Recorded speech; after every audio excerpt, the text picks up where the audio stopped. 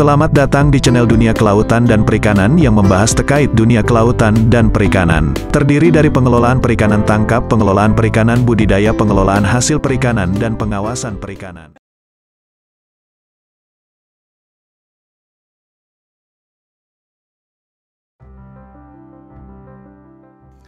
Nama saya Denny Rusmawan dari CVD Jepis Sukabumi yang bergerak di bidang pembenihan ikan hingga pembesaran ikan air tawar seperti ikan nila, patin, ikan gurame, ikan mas, ikan baung, dan beberapa jenis ikan hias seperti koi, koki, komet, dan lain-lain. Awal mula DJPIS berdiri itu memang kita bermula tidak punya lahan untuk budidaya. Jadi pertama DJPIS itu bergerak di bidang supplier ikan konsumsi gurame ke restoran-restoran, di mana tempat penampungannya pun kami membuat sebuah bak di dapur rumah ya. Jadi dapur rumah kami buatkan bak untuk menampung ikan gurame, dan terpikir untuk mengembangkan bisnis ikan selain ikan konsumsi. Nah, di belakang rumah lagi ada tanah punya saudara dan kami sewa.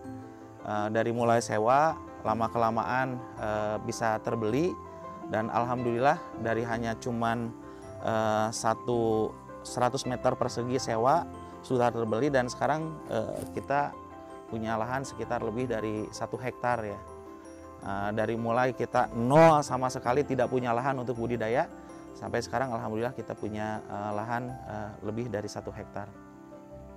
Ya, kalau kami kan ada dua ya produk yang kami jual, produk yang benih hidup ya. Terus ada produk yang konsumsinya juga hidup, masuk ke pasar, ada yang benih masuk ke sampai kirim ke luar daerah domestik ya, semua pulau. Karena kita memang dominannya di benih ya. Jadi benih itu memang kebutuhan pakan tidak seperti pada saat kita produksi untuk pembesaran. Kalau produksi pembesaran jelas pakan itu sekitar 70-80%.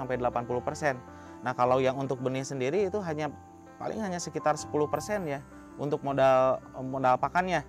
Nah, hanya saja kami mensiasati kalau untuk di pembesaran ikan nila kami menggunakan fermentasi singkong. Jadi fermentasi singkong itu hanya cukup direndam di dalam karung gitu ya, singkong yang asalnya kadar proteinnya cuma 2%, meningkat menjadi 15%, malah lebih dari 15%, dan ini kami manfaatkan untuk pembesaran pakan ikan nila.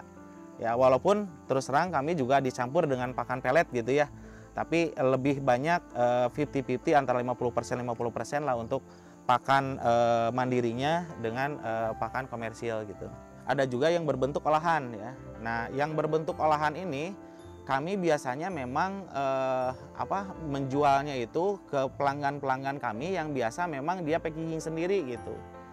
Jadi terbiasa dengan beli curah, terus mereka packing sendiri, dan itu kalau buat kami sangat nyaman gitu, karena kami sudah pernah mencoba bikin packing sendiri terus masukin ke toko-toko, lakunya lama, uangnya juga nggak jelas gitu ya, sehingga perputaran uangnya juga tidak bagus gitu, sehingga kami lebih nyaman menjual produk dengan bentuk curah gitu.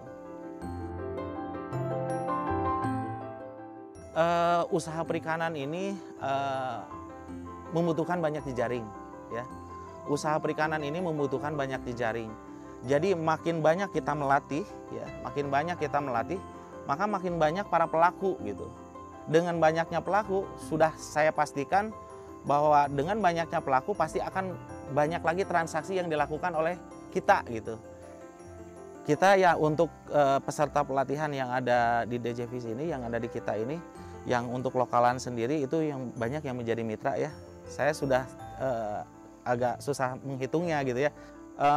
Bukan hanya di lokalan Sukabumi saja, dari Kalimantan, Sulawesi, sampai seluruh Indonesia lah gitu ya. Jadi kalau kami ada kegiatan ke luar daerah, tinggal calling mitra kita alumni pelatihan, kita udah siap ya. Jadi teman-teman kita silaturahmi kemana saja, kita sangat welcome lah mereka.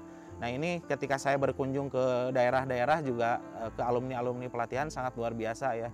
Jadi apa yang ilmu yang dipelajari di sini banyak juga yang mereka praktekkan di sana gitu.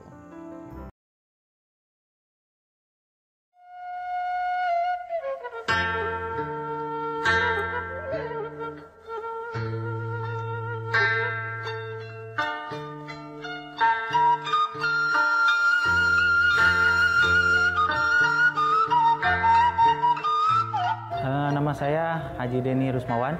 Saya pemilik dari P2MKP DJPIS yang beralamat di Sukabumi, ya tepatnya di Jalan Cibaraja, Pasar Ikan nomor 40. Budidaya ikan air tawar ini adalah usaha yang tidak bisa berhenti karena setiap kali orang membutuhkan ikan atau makan ikan berarti produksi ikan setiap hari kita produksi.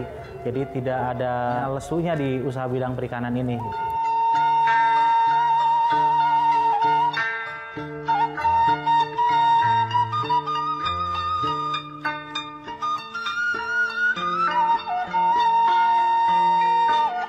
Budidaya ikan nila dapat kita bagi ke dalam 3 tahap. Tahap yang pertama yaitu proses pembenihan, yang kedua pendederan, dan tahap yang ketiga adalah pembesaran. Untuk proses pengemasan atau packaging, kita isi dengan air sebanyak 30% dan sisanya adalah oksigen. Mengenai larangan penggunaan cantrang, pukat hela, dan pukat tarik sebagai mata pencaharian alternatif bagi nelayan di wilayah NKRI. Modal yang dibutuhkan dalam usaha budidaya ikan skala kecil itu kita bisa budidaya menggunakan kolam-kolam terpal dengan modal kira-kira antara 5 sampai 10 juta dengan profit 3 sampai 4 juta. Kalau untuk usaha skala besar harus minimal punya modal di atas sekitar 100, dan itu kita dapat profit biasanya bisa kisaran antara 10 sampai 15 juta untuk per bulannya.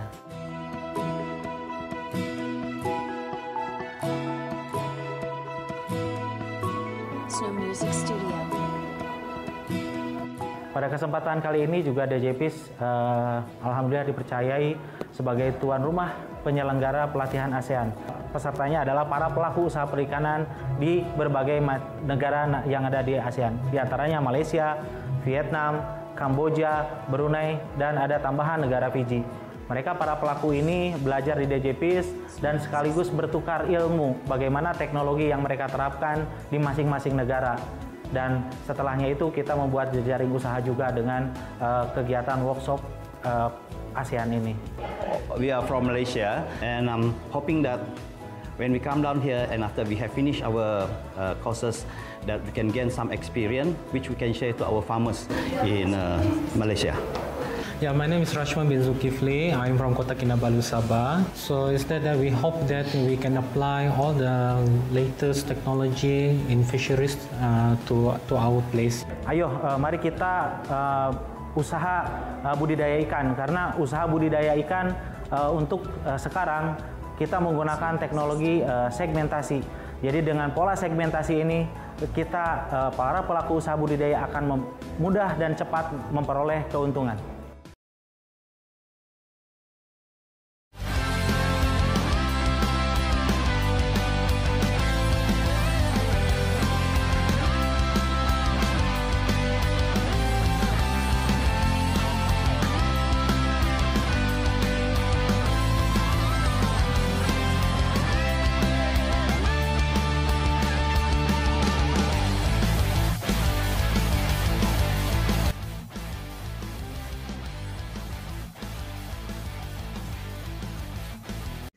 Assalamualaikum warahmatullahi wabarakatuh.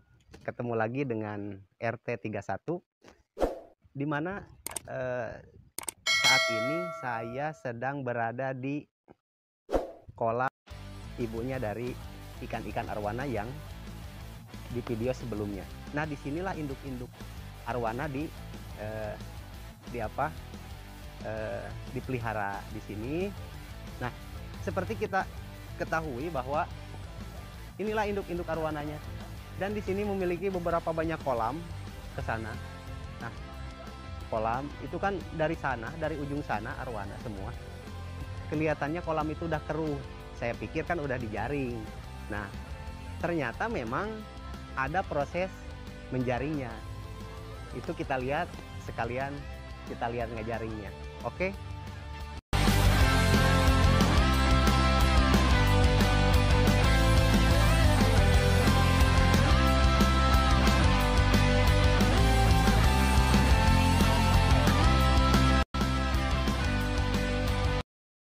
Nah, seperti kita lihat, ini adalah proses menjaring.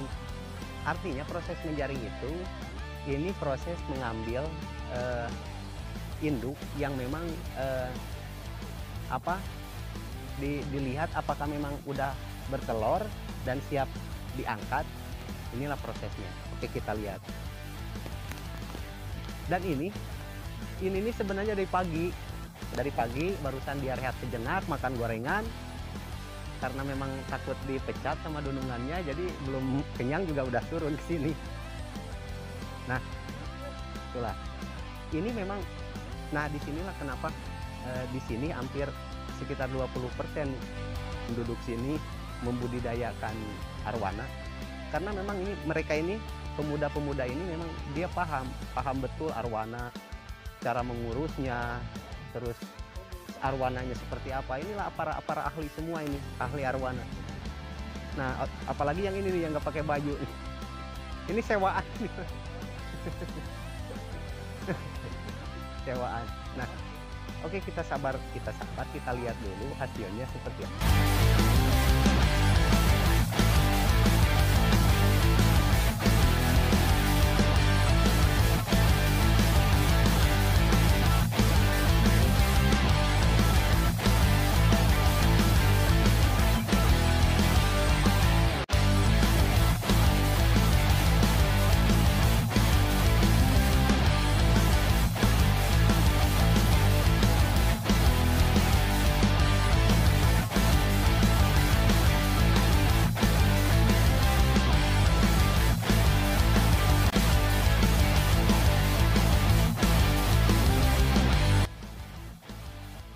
Nah, inilah pemuda-pemuda sini yang memang ahli di budidaya ikan arwana ini.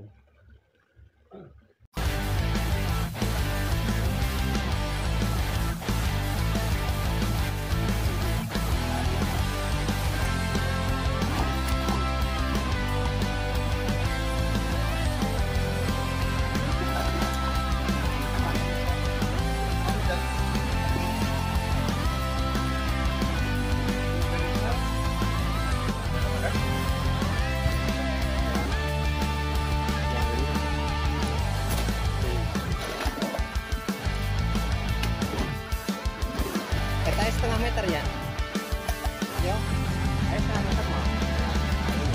Nah, inilah hampir 50 cm.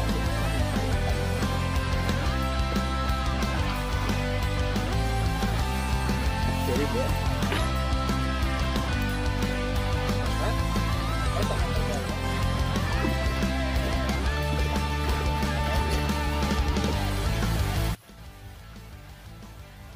bahkan di sini saking melimpahnya ikan arwana, kalau pernah ada kunjungan dari Bupati Sukabumi, hidangannya pepes arwana. Itulah keren, pepes ikan arwana yang kita sayang-sayang aja. Ini untuk indukan silver.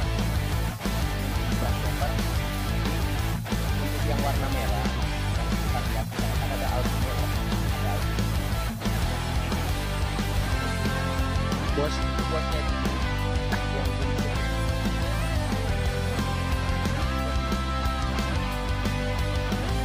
Kita udah nanya-nanya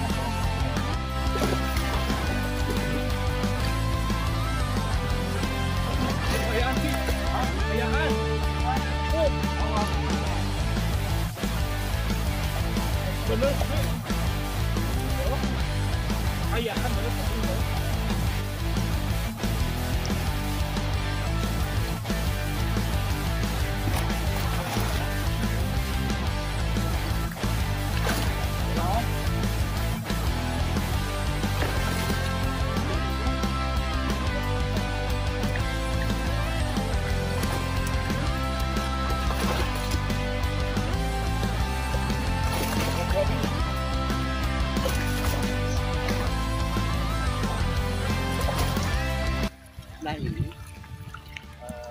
misalnya pemindahan, proses pemindahan, sekalian kan yang memang yang seharusnya dipindah, sekalian mengambil mana yang memang sudah bertelur.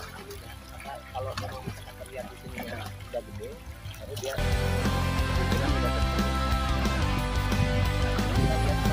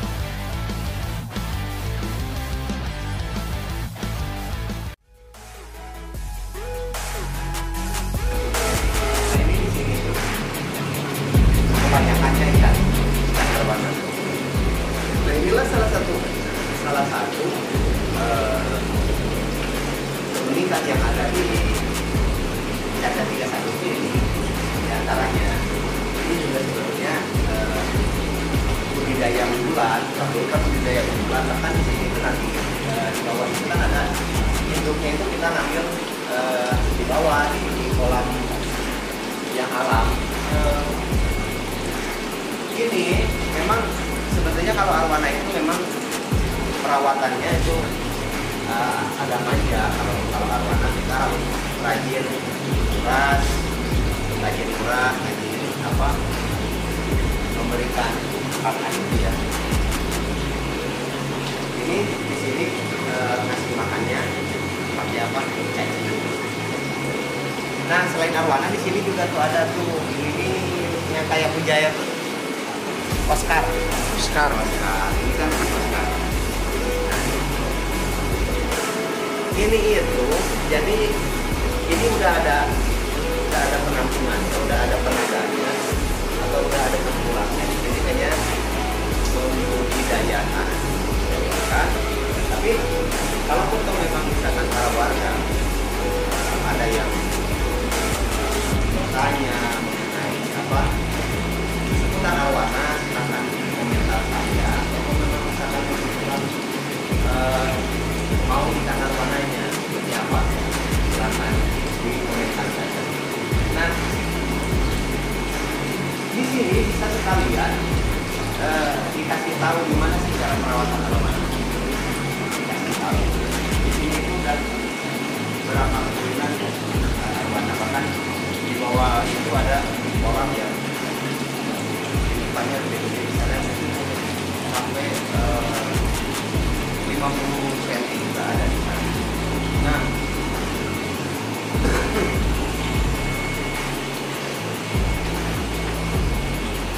Nah, ini mah bukan untuk yang gini-gini, bukan ya. Mungkin ini untuk apa? Bertelur atau untuk apa ini? Bukan yang untuk ya.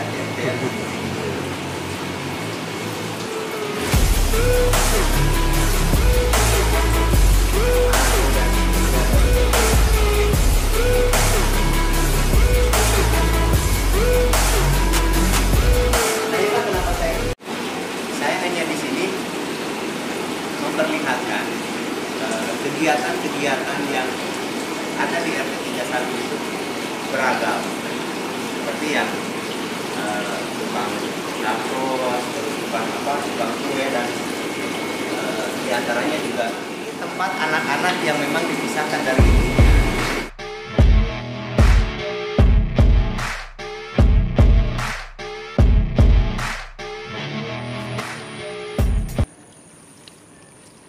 Assalamualaikum warahmatullahi wabarakatuh. Ketemu lagi dengan saya RT 31. Di video kali ini saya akan memperlihatkan panti asuhan. Panti asuhan apa? Sebelum kita menuju ke panti asuhan, saya mengucapkan banyak-banyak terima kasih yang sudah subscribe, yang sudah terus mengikuti kegiatan RT 31, dan saya doakan semoga dukungan Anda menjadi berkah. Oke, kita lihat panti asuhan apa.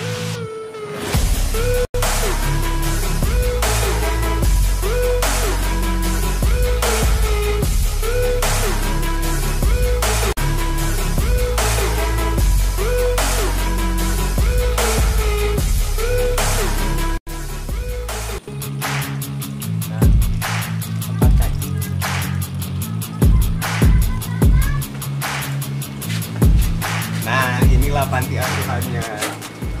Budidaya ikan. Nah, jadi di sini kenapa saya menyebutnya panti asuhan? Karena di sini itu anak-anak ikan dipelihara. Di sini itu ikan arwana. Karena arwana itu ketika dia bertelur, kalau tidak dipisahkan dia akan dimakan lagi dengan ibunya. Makanya di sini ada budidaya ikan arwana. Ini mungkin udah sekitar puluhan tahun ya, budidaya ikan arwana di sini. Mungkin di sini hampir sekitar 25% atau sekitar 20% penduduk RT 31 itu adalah budidaya arwana. Nah, oke, kita lihat ikannya seperti apa.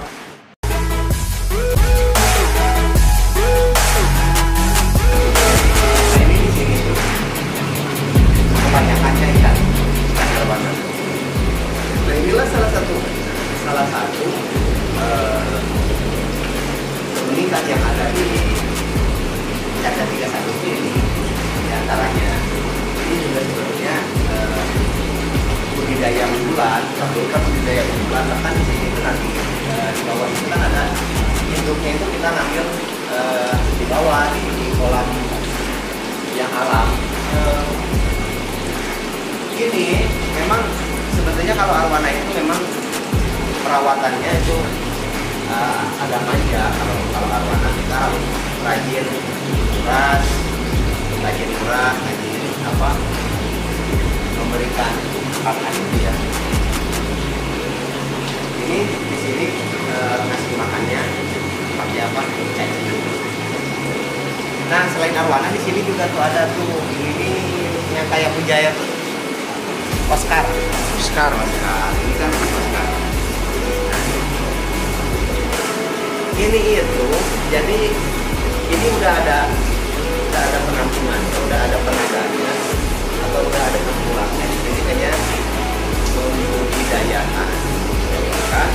Tapi kalaupun memang misalkan para warga ada yang bertanya mengenai apa seputar arwana, silakan komentar saya, atau memang misalkan mau ikan arwananya seperti apa, silakan di komentar saja. Nah, di sini bisa sekalian dikasih tahu gimana sih cara perawatan arwana. Dikasih tahu. Di sini itu udah berapa bulan ya arwana, bahkan di bawah itu ada kolam yang depannya gede-gede, misalnya sampai 50 cm juga ada di sana.